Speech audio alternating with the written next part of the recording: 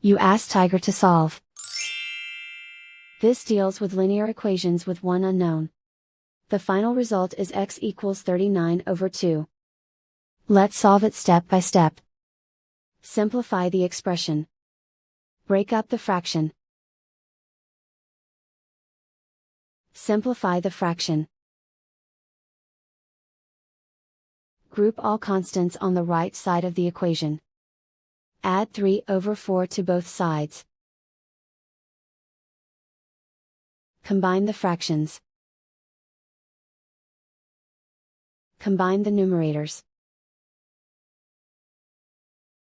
Reduce the zero numerator. Simplify the arithmetic.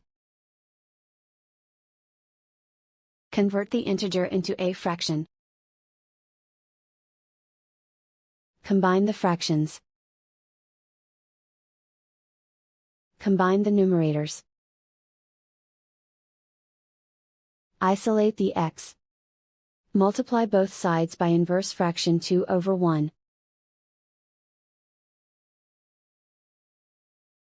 Group like terms.